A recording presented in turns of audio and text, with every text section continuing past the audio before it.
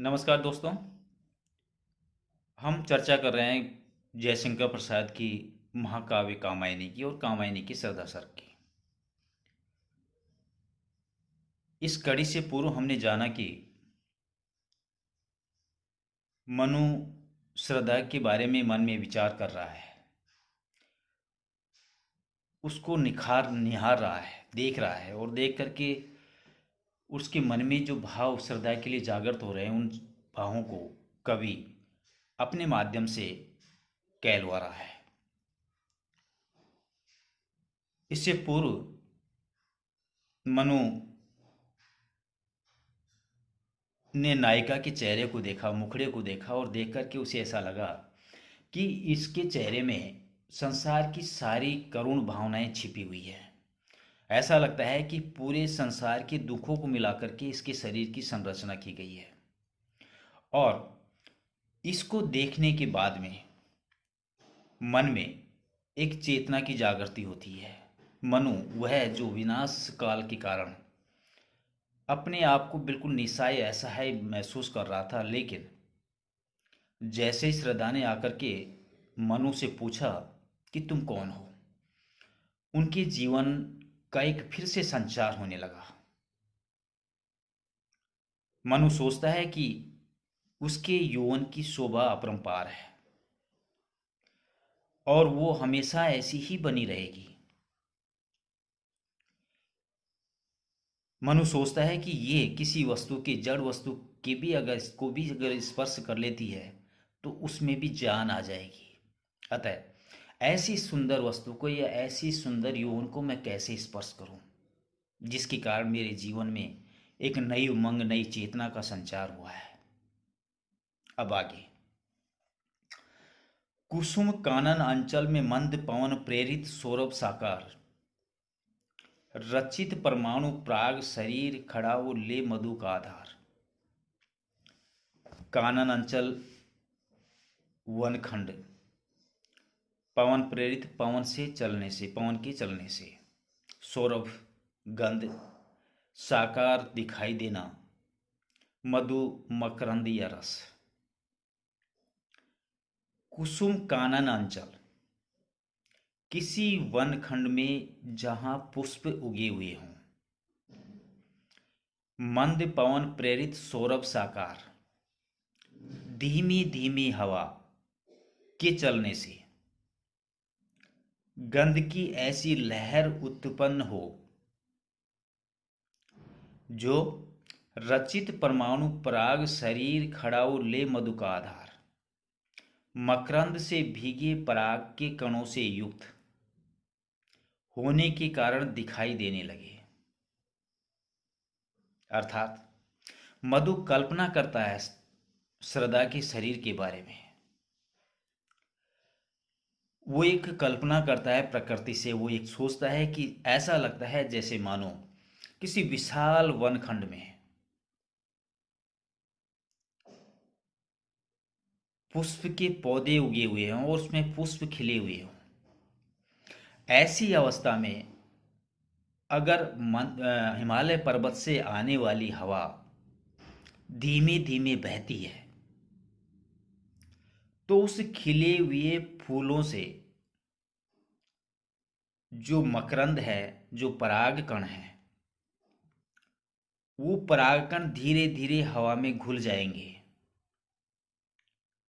और हवा में घुल जाने के कारण वो हवा, हवा का कोई रूप रंग नहीं होता है, लेकिन हवा में अगर किसी रंग को मिला दिया जाए तो दिखाई देने लग जाती है।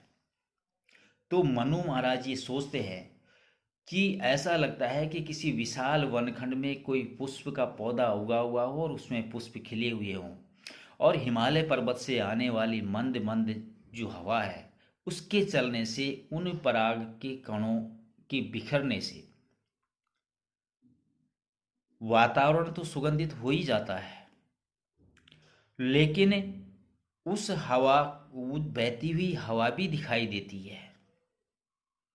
ये जो सामने मूर्ति खड़ी हुई है, श्रद्धा के लिए मनु सोच रहा है कि ये जो सामने मूर्ति खड़ी हुई है, ऐसा लगता है कि जैसे उस वन खंड में खड़े उगे हुए पुष्पों से निकलने वाली जो गंध है, जो रंग है, हवा के बहने के साथ वह जो दिखाई देता है, ये सामने खड़ी मूर्ति का शरीर है। यानी श्रद्धा को फूलों की महक से, मकरंद, फूलों के मकरंद से और परागकणों से भीना हुआ हवा के चलने के कारण जो कलर दिखाई देता है, जो रंग दिखाई देता है, वो श्रद्धा का शरीर दिखाई देता है। कहने का तात्पर्य है कि उनकी बातों को सुन करके, उनके चेहरे को देख करके, उनके बाहों को पढ़ करके मनु को ऐसा लगता है कि ये कोई साधारण मूर्ति नहीं है, साधारण स्त्री नहीं है, साधारण युवती नहीं है, बल्कि ये प्रकृति प्रदत्त मकरंद के घुले हुए फूलों की खुशबू से बना हुआ शरीर है, जो उसके सामने खड़ा है, जो दिखाई दे रहा है। अगला, और पड़ती वो उस पर शुभ्र नवल मधुराका मन के साथ, हंसी का मद विहल प्रतिबंब, मधुरमा खेला सदृश्य आबाद। कठिन शब्दों को देख लीजिए। शुभ्र, उजली, नवल, नवीन, मधुरा का, वसंत ऋतु की पूर्णिमा की चांदनी, मन की साथ, मन को प्रिय लगने वाली, मंद विहल, मस्त, प्रतिबिंब, आभा, मधुरिमा, मधुरता, खेला, खेल या कीड़ा, और आबाद, लगातार या निरंतर। पिछली पंक्तियों के भावों को पकड़ करके आगे जयशंकर प्रसाद श्रद्धा के लिए कहते हैं, और पढ़ती हो उस पर शुभ्र नवल मधुराका मन के साथ, और उस पर मन को प्रिय लगने वाली मधुराका, बसंत ऋतु की पूर्णिमा की चांदनी, नवीन बसंत की पूर्णिमा की रात की चांदनी पड़ जाए, असी का मध्य विहल प्रतिबिंब, मधुरमा खेला सदृश्यवाद।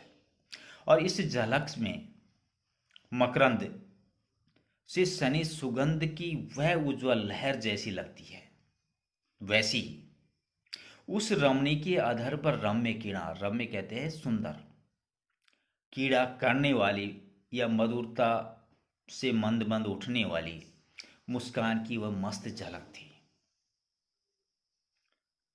मनु ने श्रद्धा के सौंदर्य को देखा और उसके चेहरे पे खिली हुई मुस्कान को देखा। उस मुस्कान को, अधर की मुस्कान की रेखा को उन्होंने कई चीजों में विभक्त कर दिया। एक, वह गंध की, सुगंध की लहर थी जो मकरंद के फूलों से हवा के साथ में लहर रही थी। वह मकरंद में भीगी हुई थी, क्योंकि जब वो मुस्कुराती थी तो उसकी सांसों में से निकलने वाली जो खुशबू है उस वातावरण को गुंजायमान या शोभायमान या सुगंधित कर देती थी। और तीसरी,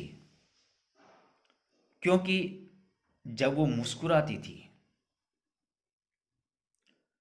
तो मुस्कुराहट का जो रंग है वो सफ़ेद माना गया है, क्योंकि व्यक्ति जब मुस्कुराएगा तो उसके दांतों की पंक्तियां स्पष्ट दिखाई देती है,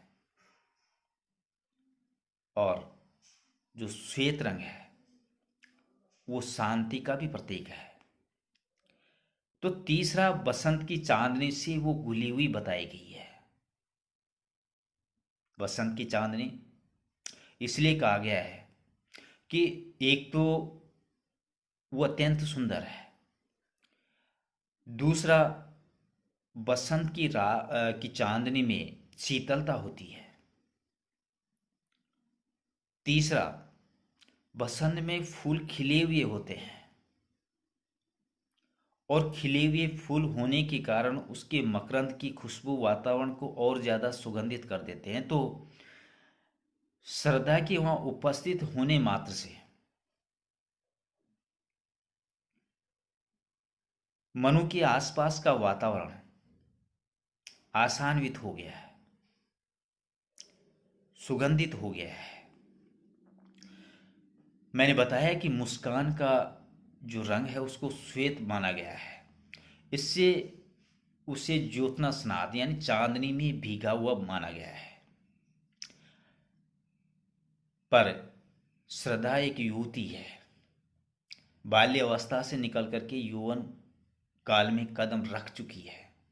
इसलिए उस चांदनी को बसंत की पूर्णिमा की चांदनी माना है। उसके मुख से जो गंध निकलती थी वो बसंत की ऋतु के समान थी। अतः होठों पर मुस्कान को सुगंधित रखा या माना गया है और वह रस तो उन अधरों में पहले से ही भरा हुआ है, क्योंकि जब वो बाल्य अवस्था से निकल करके युवा अवस्था में प्रवेश कर रही है तो निश्चित रूप से उनके होठों पर लालिमा है, चेहरे पर मुस्कुराहट है और उनका चेहरा सुंदरता से दमक रहा है, चमक रहा है। बसंत की रात की चांदनी के समान शीतलता लिए हुई है, जो खुद तो शीतल है ही।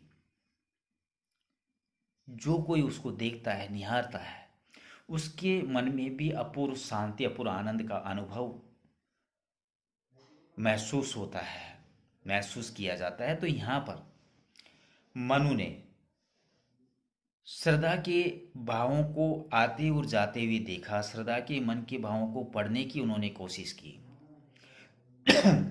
उन्होंने उनके बालों को देखा, उनके होठों को देखा, उनकी मुस्कुराहट को देखा, उनके चेहरे को देखा, उनके वस्त्रों को देखा, उनके